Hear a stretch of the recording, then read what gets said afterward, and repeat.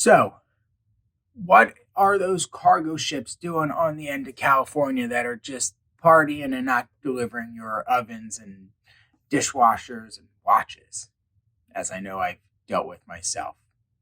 And how do we get here today with this supply chain global issue? So I think there's a lot of things to consider, but today I'm going to talk about really how we got here and the why, because I think some knowledge and perspective is key. So let's start about uh, where this began, which was COVID-19. So COVID-19 kind of had a interesting ripple effect, one that was a little unexpected for many of us. I kind of thought that COVID-19 would happen, we'd go through whatever would transpire, but we didn't think we'd see a major uptick in spending. Actually, I thought you'd see the opposite. Housing, home renovations, or really reprioritize the world as demand was still high, actually all-time highs. But yet, what happened was we weren't prepared for it. So we saw that a lot of manufacturers around the world, not only were they prepared for the increased demand, but due to COVID, first they had to shut down their plants for months and months, and which created a major bottleneck. And it takes a while for manufacturers to sort of a laggard to catch up to demand in any circumstances. But one, they had to shut down. And then when they came back, they came back in a reduced capacity. A lot of these plants had restrictions for space, and it created a massive bottleneck in the supply world. So we bring this back to sort of Econ 101. Supply went down, demand went up, and usually it just means prices go up, but they couldn't meet these two things. There was sort of a bifurcation and a dichotomy between where the economy and the world wanted and then what they were able to produce. Currently, there's 600,000 jobs in the U.S. at warehouses and ports and drivers. 600,000 openings to meet the demand. This is terrible. We saw a lot of people retire out of the workforce.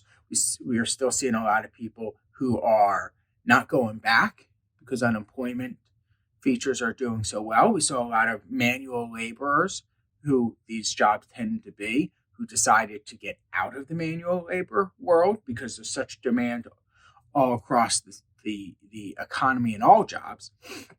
And a lot of people had quit because of vaccination mandates, regardless of your take on it. And so we saw a lot of these issues manifesting in the job environment, especially as it pertains to our supply chain demand. On top of that, there's what caused some of this demand, besides people being home and still doing well, is the Federal Reserve made money access very easy. They lowered interest rates. They made money easy to get.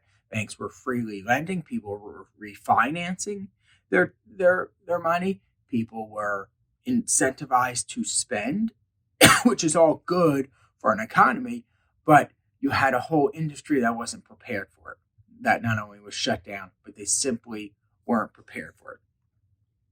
You also had manufacturers and I guess less manufacturers than suppliers who were hoarding products. We kind of think this sort of the toilet paper crisis of 2020, where people were hoarding toilet paper, and who knows what the rest of the world was using. But anyways, what happened was the suppliers were knew the lag, and if you owned a storefront and knew it was hard to get things and the demand kept coming, you would put orders in that weren't currently there. You'd stockpile. And so you had these manufacturers making products for people who didn't have current sales, while people who were making current sales weren't in a position to get their products on time because they were at the back of the line of people, of ghost people, if you will.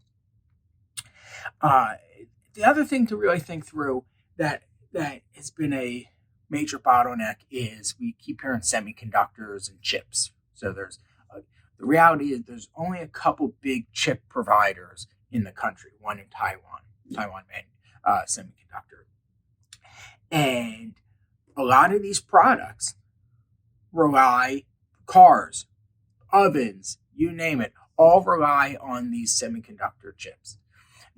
I don't know if anyone's seen, but Ford has, I think, 50,000 F-150s built sitting in football stadiums that they have no place for them because they have no chips. They're just waiting on a chip to be plugged in and then they can work.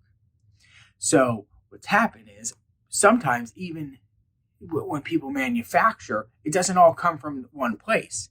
It's not as if China makes it all and says, great, it's done. China may produce it, but says, hey, we need these semiconductors from Taiwan. And they're backed up.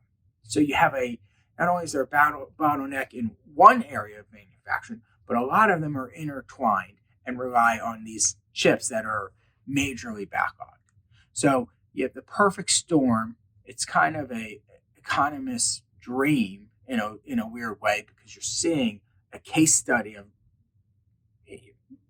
of monstrous proportions play out in front of us, which is really interesting for the history books. But right now, it'll make things fun for those of us that are consuming.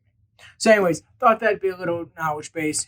Of course, you can read the blog in more detail. And as always, I'm Andrew Rosen, president of Diversified, wishing you a wonderful holiday season. Happy Thanksgiving. Stay wealthy, stay healthy, and stay happy.